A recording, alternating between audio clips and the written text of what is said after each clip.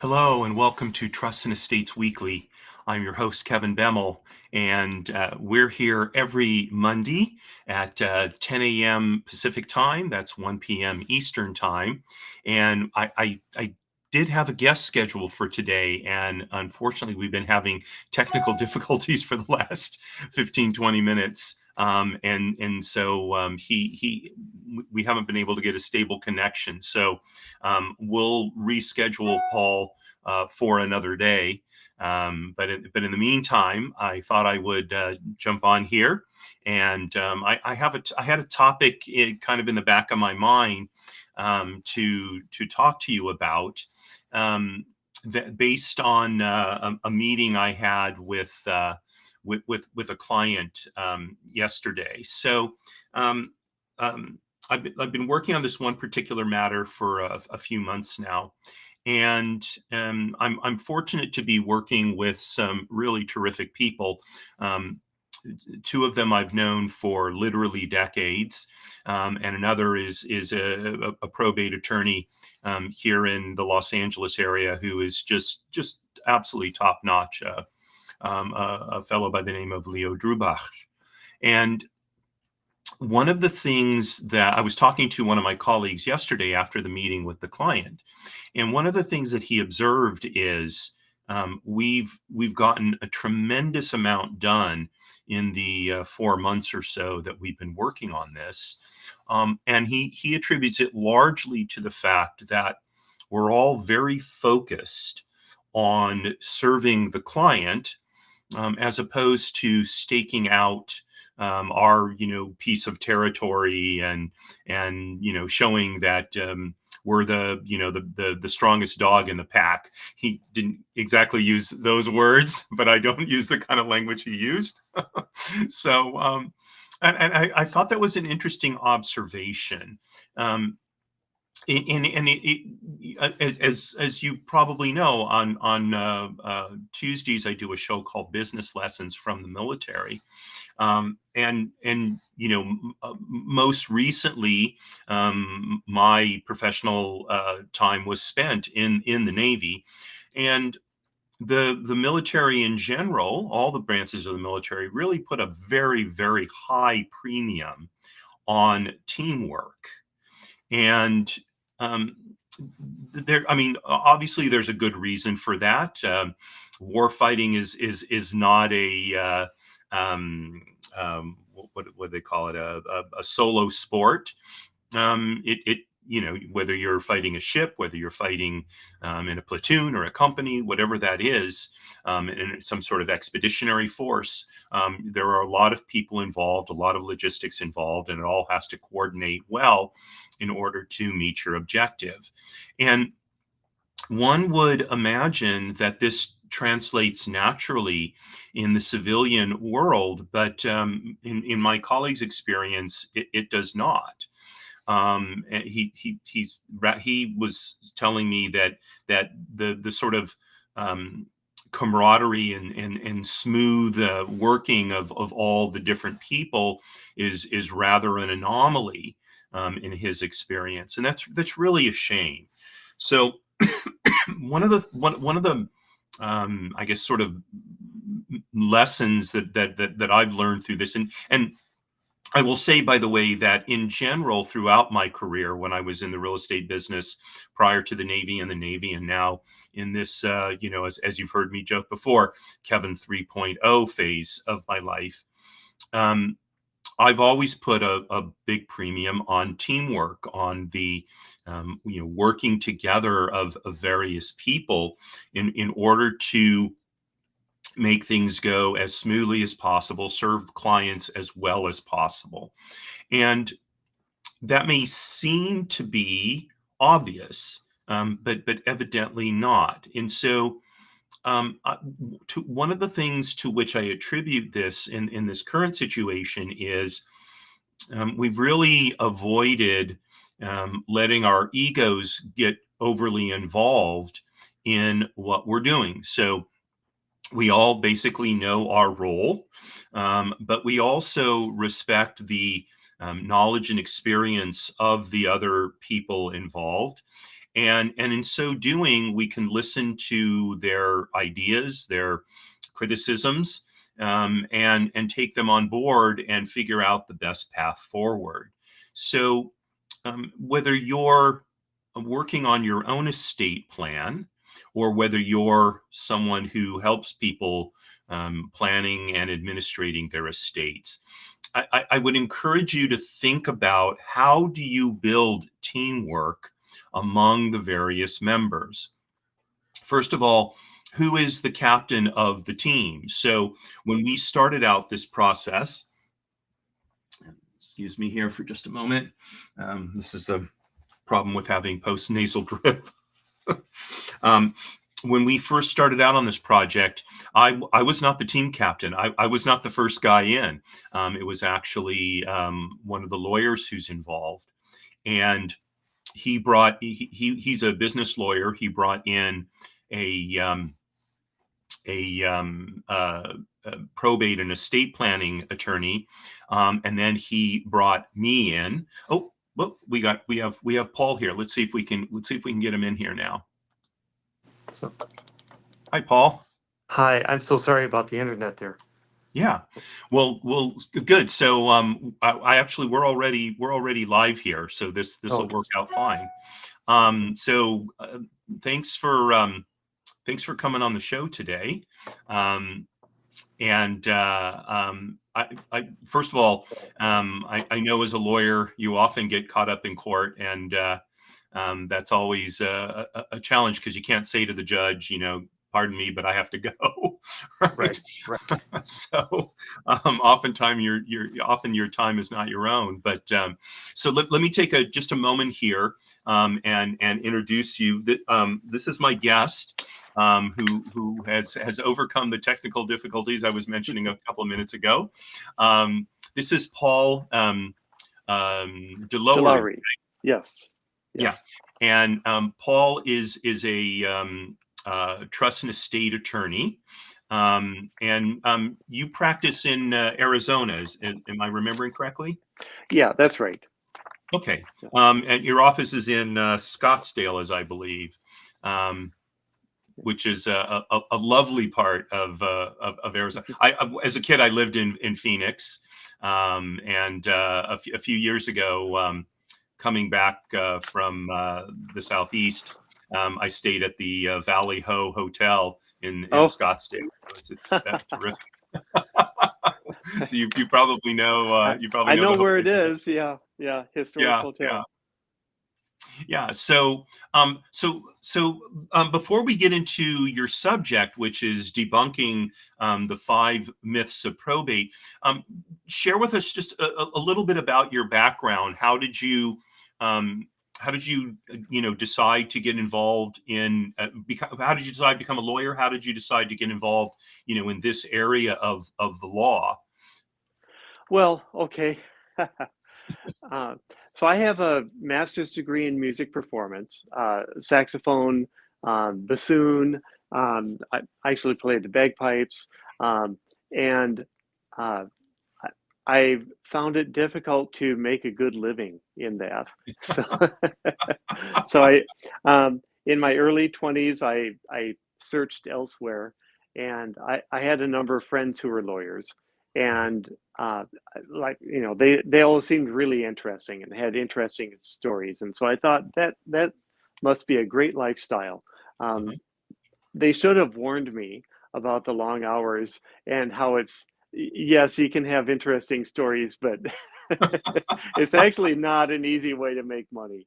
But anyway, no, so I ended up going to law school, and I thought I was actually going to go into healthcare, uh, but but I for whatever reason, I think uh, we humans are drawn in certain directions, and so I was just drawn to it. I have maybe different theories about how I got into this area, but um, maybe it's a way.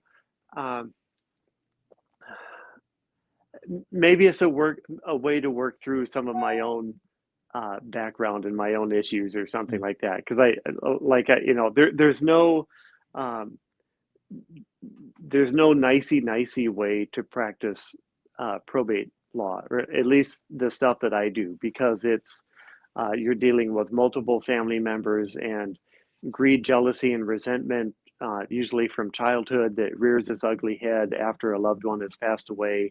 And so it's like five-dimensional chess. You know, we're dealing with the law. We're dealing with multiple areas of the law, Hmm. tort law, probate law, and then civil rules and probate rules, and then add to that the psychology of multiple people, and you know what's going on, and then trying to guess what the intent of a deceased person is. So it's challenging. Yeah. So how long have you been practicing, in the probate and estate arena? Yeah.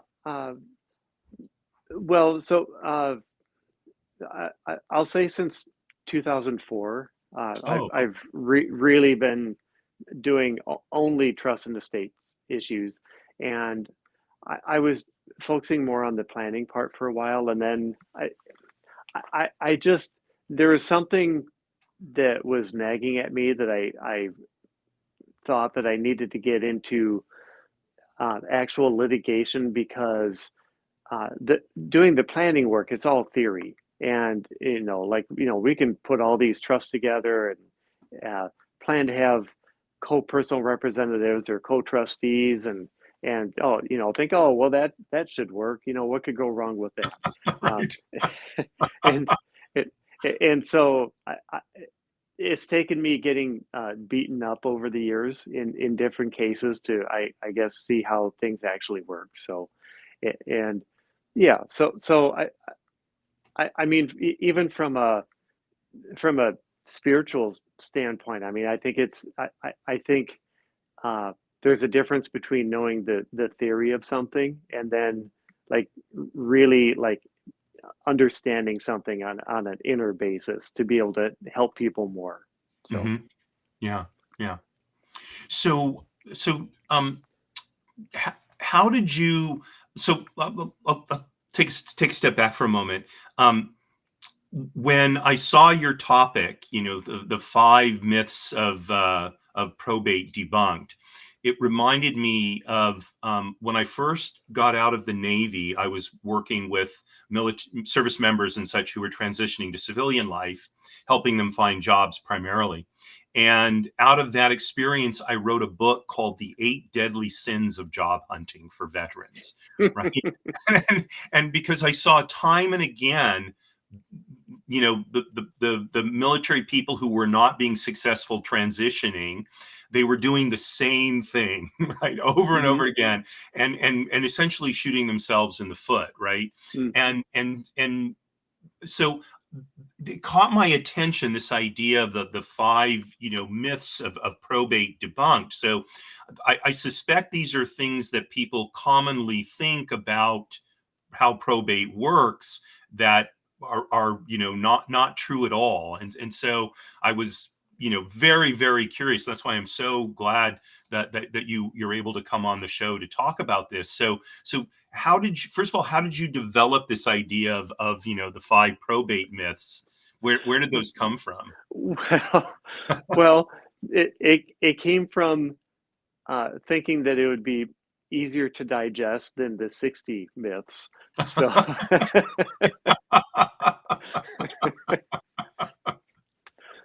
so, um, yeah, these are certainly five common ones, and I can kind of go through them if you want a little bit, but Yeah. these are by no means the only five. And I think what happens is people hear something, and uh, you know, life is complicated, and so we humans have to simplify things, otherwise our heads would explode. So we you know, we learn one thing that kind of creates our paradigm, and then we uh, you know, we try to make decisions based on that. So Mhm. for example, the first two myths that I wrote about, one is that if you have a will, then you have to go to probate. uh, and the other one is the flip side, that if you have a will, then you don't have to go to probate. So, um, so and it, so the way it really works out is if you have it, so it's more complicated. Mhm. And just without going into all the details with it, the the um, the punchline to all of this is, unless you're well, no, I'll skip the unless part. The punchline is talk to a lawyer. It really talk to a lawyer, just to make sure. I was going to say if you're absolutely sure that you don't need to do a probate, but no, I get people who are absolutely sure all the time, and they're, they can be wrong. But um, so so the thing with probate, well, and I'm sure you talk about this stuff on your show probably a lot, but so there's a difference between probate assets and non-probate assets, and probate assets are ones that are in the deceased person's name alone, and where they have to actually go through the probate process. Um, and so if you do have a will, then that's relevant for those. But then there's a lot of non-probate assets, where like retirement accounts or things in a trust.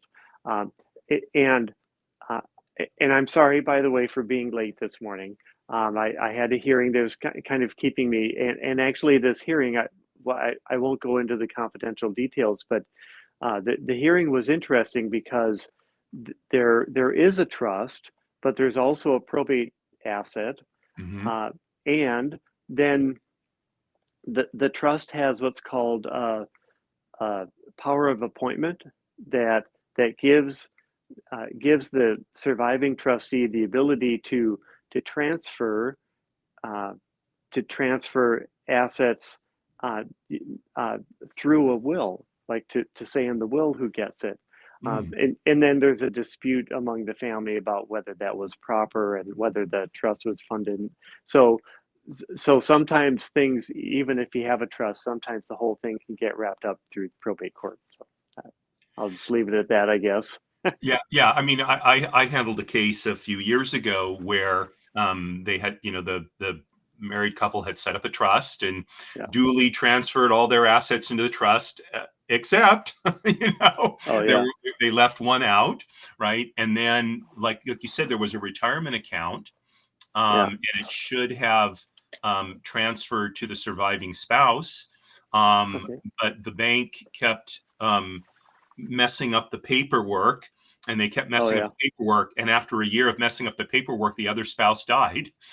And Mm, so now we ended up having to file a probate in order to deal with, that retirement account, because the bank didn't take care, or it wasn't a bank really, it was a credit union, but they didn't take care of it in a timely fashion. So, mm, the trusts are a great instrument, but they don't necessarily, as you observe, they don't necessarily always work the way sure. you think they will. So, yeah. Right. Right. Right.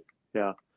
Yeah. So anyway, and another thing that I, I I suspect you and your listeners would be interested in. I have a theory, and I would love to do a study sometime, um, about this. But what I've noticed is that there's almost no relationship between whether uh, whether a case ends up in probate litigation and whether there's a will or a trust. Uh, Hmm. so, yeah, almost no relationship. You can have perfect documents, where, and even by perfect, like I can go to an extreme where a married couple maybe did their estate plan 20 years ago, and then they redid it 15 years ago, and then they redid it 10 years ago, and each version basically says the same thing. Mhm. But if there's uh, if there's dissension in the family, or mistrust, or lack of transparency, um, that could easily end up in litigation, and I've seen that. And sometimes it can be triggered. Oh shoot, I had a well, I have a case right now where unfortunately there's litigation, and I think one of the sparks that triggered it is the trustee um, called my client, who's a beneficiary, a racial slur. Oh gosh. and so I'm actually trying to reach out and see if we can just have like a half-hour meeting and kind of work through things a little bit Right. instead of spending the next 2 years in court, and spending all the money. But and then the other thing is, and I'm not sure if maybe we're getting a little dark here, but um, in terms of when there's litigation or when there's conflict in the family, Hmm. there's almost always some uh, uh, some addiction of some kind, or some kind of childhood abuse. Like, I can't think of a case where there was litigation where there. I can't. Okay, I'm losing touch with my grammar here. So I can't think of a case that involved really bad litigation where there was no one, no one was an addict. Everyone was fully functioning, Hmm. psychologically healthy, that kind of a thing. So that's kind of an interesting thing, and so it frankly, from that standpoint, um, estate planning really, it really involves um, communication in the family, and I mean, so what the other thing is, um, like I was saying, what ends up in litigation. The other thing is, if you have a family that's really, I'm going to say spiritual and not religious, Okay. Hmm. because the religious families often, I've noticed, often end up in litigation, or they can, because, because there's a difference between being, I think, spiritual and being religious. And I'm sorry, I'm getting into my own philosophy here and everything, but Yeah. No. No. No. the families that have a good solid background, I guess that's what I'm saying, have a much easier job of just transferring things, and whatever, you could, whatever it is, if it's a house or a bank account or whatever, it means something to, to the next generation. And Hmm. so for that to actually have meaning and to stick and to to benefit the next generation, it just requires more. It requires more than some documents. So, and yeah, this is a topic that's near and dear to my heart. So I'm sorry, I probably hijacked the conversation, because we were supposed to talk Oh, about probate myths, but yeah. No. No. So this is actually quite fascinating. So um, when you, I mean, I'm trying to formulate my thought here. So, you know, I mean, I've seen something similar. All the documents in the world cannot bridge a gap created by um, two people who have a different values system or who value different things, right? you And it you seems to me that you perhaps there's something coming into play there. oh, you hit the magic word there, values. Yeah, yeah, absolutely, absolutely. Um, so, and that's tricky. I mean, I think this was way easier for most of the history of humanity, having common values. Uh, Hmm. I mean, shoot, majority of those were set by the church or the synagogue, or whatever people went to, and Right. so the parents didn't have to really think about it. But Hmm. here we're up against TikTok and Instagram, and you know uh, church synagogue attendance is down and all of this, so it's just more challenging for sure. I'm dealing Hmm. with it in my own family. um so and I've just seen it, so it is definitely tricky, but I'll say that there are some shortcuts. And maybe we should get on another podcast, because I know the title of this podcast is about probate myths, but because you're going to have one title on the podcast, and then we'll be talking about Well, that's something okay. I different. can change it when it posts on YouTube. I can change the title. So Okay, all right. But well, certainly, what I would say is to anyone who really cares about the what kind of a legacy they want to leave for their kids. Uh, for one, make sure they uh, have family stories, like stories about the predecessors, Mhm, um, and that's really important. Much more important than a box of photographs, with no context. Um, mhm, so if so, like, just some little shortcuts to uh, kind of help pass on your legacy in a more meaningful way.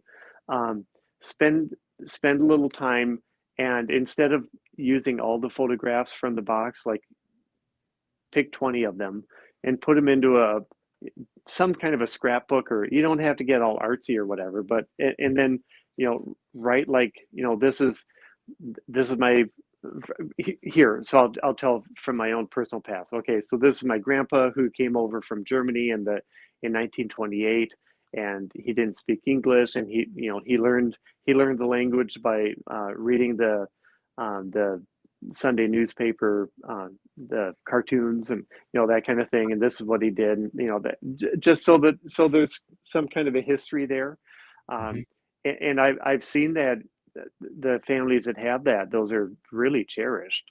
mhm, And um, and what else? Um, certainly, uh, yeah, certainly stories. And then what the like if you're dealing with significant wealth, um, what it means, like, what was involved in getting it, and what your hope as the parent, what your hopes for the future are, because that provides I guess a path, I guess, for the future.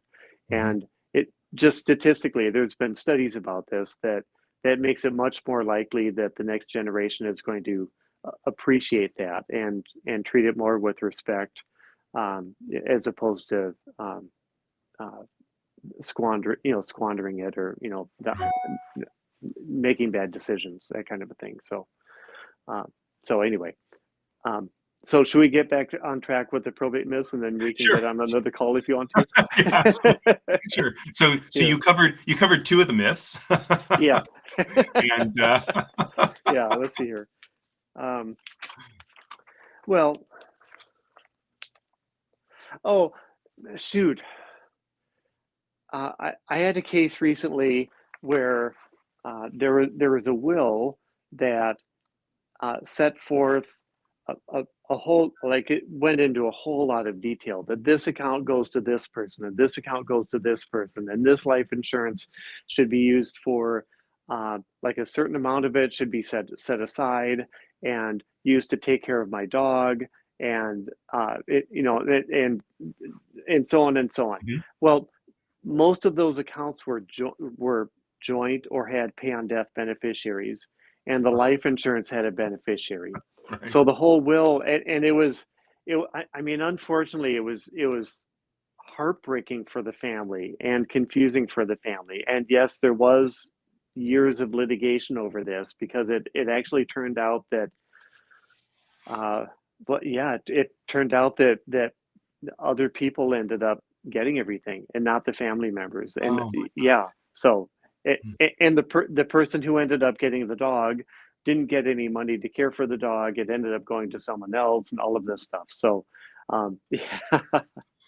um, so so that myth is that uh, just because something's named in the will or named in the trust, that's exactly who gets it, because it, um, uh, like a joint tenancy, or if there's a beneficiary designation, that can uh, what's the word? contradict that. Yeah. Yeah, yeah, or reverse it. Yeah. Um, Wow. oh, let's see. Oh, there's the instant authority fallacy. And that's the idea that if I'm named in the will, then I can start listing the house for sale and Oh, distributing things and doing everything. right. And that's not true. You have to be, uh, and I think in California there you talk about administrator, right? I think it's administrator or executor. Here in Arizona we talk about personal representative, but so the person involved Right. or the person in charge has to actually be officially appointed by the court system. So yeah, Right. Right. and And then same here. And it's not necessarily a quick process. right, yeah, it's a little longer in California. Yeah. And then, well, the other thing is that so the myth is that if you have a living trust, that you don't need a probate and everything's going to go smoothly. Well, Mhm. that may or may not be true. And we kind of talked about this before that if you have, well, if you have a trust, maybe it wasn't funded, or there might be interpretation issues in it. Um, it so, uh, yeah, it's actually really important to get an attorney to help. It's really important. So I'll give you a quote from the probate commissioner from the hearing that I was on that caused me to Okay. be late for this call. Okay. She said, quote, probate is complicated, and she was actually advising other heirs that were contesting a petition that we had filed, Mhm. and encouraging them to get an attorney because um, because there's all kinds of different things involved, and you have to you have to interpret the trust, and it says that there might be subtrust and all kinds of other things. So anyway, just because you have a trust doesn't mean that everything's going to be smooth sailing necessarily. Right. So Right. there, we got back on track. Good for Yeah, us. we did. Yeah, interest. I'm dealing with a matter right now where the decedent engaged in estate planning for several years died intestate. You Oh, know? really? Oh, It was he'd been working with the estate planning attorney, I think, for 2 or 3 years. The documents were done, all this just stuff, never signed them. but he never Oh, signed wow. them, never funded the trust, Mm, and worse, never made provision for estate taxes. I think mm, people think that, oh, it's, because the lifetime exemption is so high, I don't have to worry about estate taxes. But this estate is just being walloped by mm, estate taxes because no provision was made. There was no life insurance or anything to handle that. And look, the heir, yeah. he's won the lottery on a certain level. Hmm. And I think it's still not quite reconciled to what's happened to him, right? um, but from the standpoint of those of us who are helping him with this, and who do this professionally, we look at this, we say it's such a waste. So Yeah. we're talking about a nine. We're talking about an eight-figure, estate tax, Yeah. burden. So it's just really, really a So shame. something like that happened to me actually. Um, I had well, my father passed away, and long story short, I didn't really have a relationship with him, and so I did not have the the meaning background, or the shared values background that we were talking about before, and Mm, so for me it was just some money, and well, and there were a couple of things that at play for me. One was that um, I'd only just met him, and I actually really wanted to have a relationship with him. And then he passed away, and so for me, the money was kind of like a consolation prize that mm, I didn't like. It wasn't really what I wanted. Um, yeah, that plus the estate taxes kind of got me into uh, kind of a financial nihilism, I guess. I didn't see the purpose of it.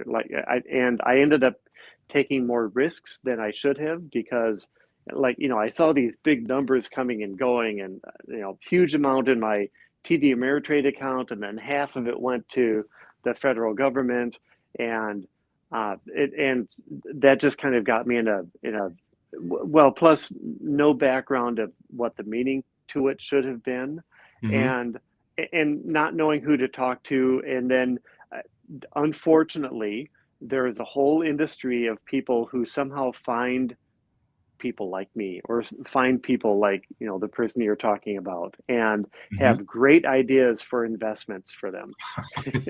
So I got into that circle, uh, and yeah. So anyway, well, I hope the person you're talking about can just find some meaning with it and find some peace, prior to making bad decisions.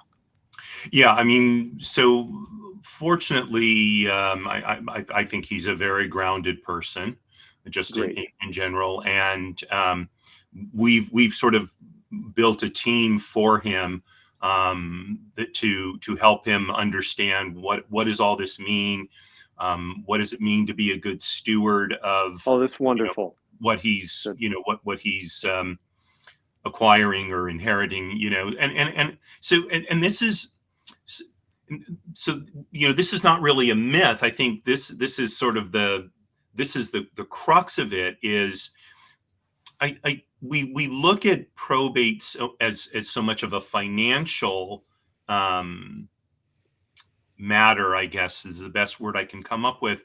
But one of the things that I've stressed in many of the shows that I've done is it's as much a relationship um issue as it is a financial issue. So whether you're choosing a trustee or an executor or a personal representative, or you're figuring out your beneficiaries, or all this is all about the relationships among all these people. And in order for an estate plan to work relatively along the lines of what's intended, the relationships have to be relatively straightened out.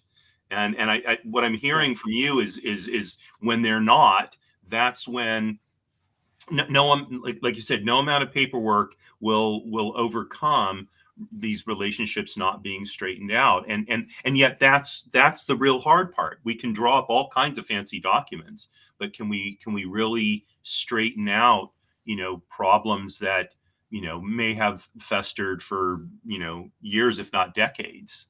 Mhm. Yeah, for sure. No, I totally agree. I had a wonderful experience with a local family here in Arizona. Hmm. Um, uh, they're Mormon, and I say that because I think it's partly relevant. Um, Hmm. they had a strong, um, they, they had shared values. Hmm. To go back to the word you were using before, and uh, I was involved in helping facilitate some family meetings that helped bridge some gaps that they were experiencing, and there was a rift in the family, and it was a wonderful thing. Just they're moving forward in a well they're moving forward together as a family, and uh, uh, so for example, um, I was I was at the family meeting where they had the grandchildren all together for the first time in maybe 5 years or something like that, and it Wow. was really good. And so, doing something like that's the kind of foundation that's going to lead more likely to success, in terms of the Right. future. Just probate or no probate. Right, So right, right, and absolutely. And as we had a long meeting with this fellow that I mentioned a few minutes ago. We had a long meeting with him yesterday, and in the end, what I continually stressed was this is about understanding what kind of life you want for you and your family, what your goals are, and then how can this inheritance help you achieve that? That's fundamental. It's not about the numbers per se, mhm. right? Because the numbers can be smaller, they can be larger, whatever, but it's about one's life. right? And I think sometimes we lose sight of that. You know, Well, and if I could interject, um, please. the the real sensitive area is the grandchildren.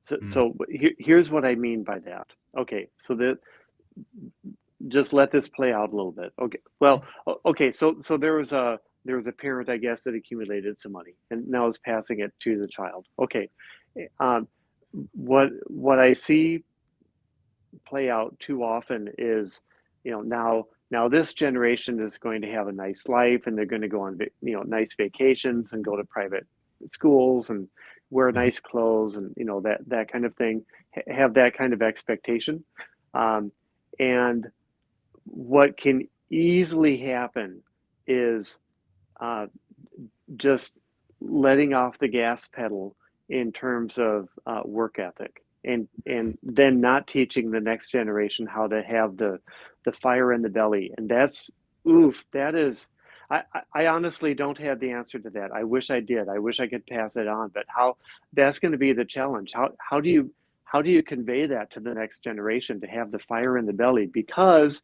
here's what happens, and I've seen this on, this is the saddest thing that I see as a probate lawyer. It The saddest thing is not that people sue each other in court or whatever. The saddest thing for me is at some point that there's a generation that's brought up with nice vacations and nice cars and all that kind of stuff, and they don't have a work ethic, and the money runs out. Oof, mhm. that's really tough. Now, I mean, now, at some point, maybe it's the grandchildren or something. You've set them up for a really hard life. So Yep.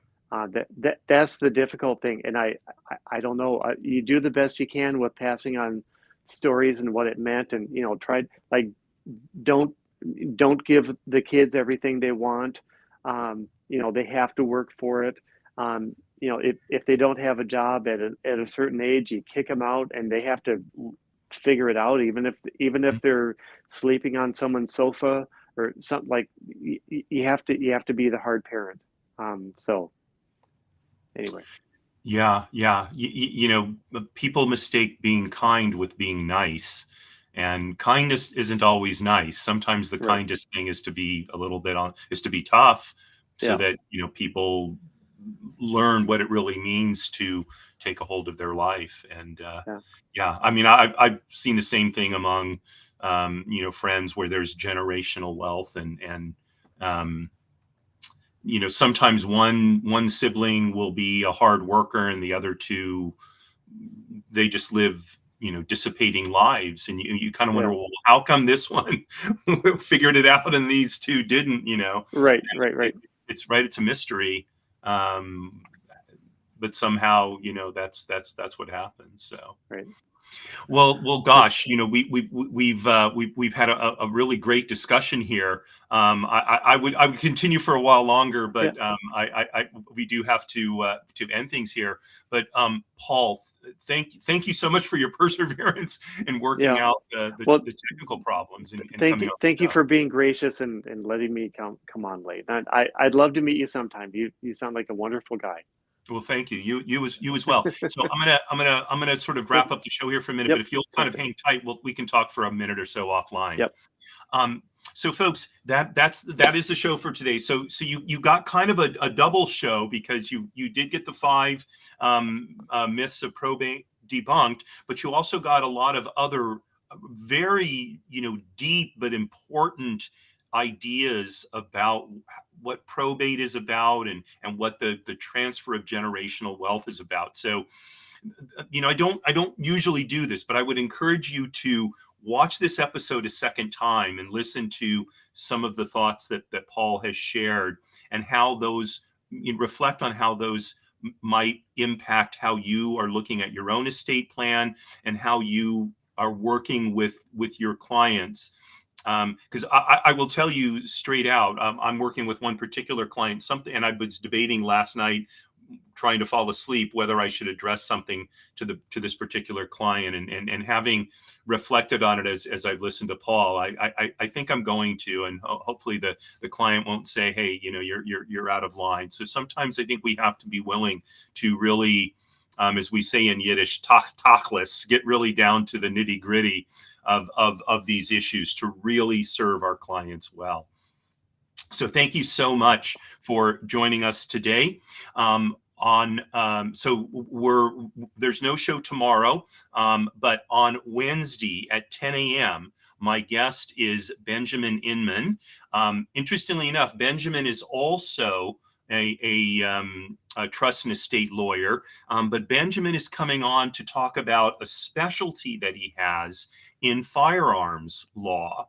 We're not going to be talking from a political standpoint. This isn't about, gun control and all that kind of stuff. This is about how do we deal with this whole realm? As you probably know, over the last few years, firearm ownership has exploded, and yet the laws differ from state to state, just like with probate laws. So I invite you to join us on Wednesday, 10 a.m. Pacific time, for People Making Money. Like I said, my guest is Benjamin Inman. And so, Paul, want to thank you again for joining us and sharing your thoughts, and signing off as I always do. Marie, you are my bell. All the best, folks.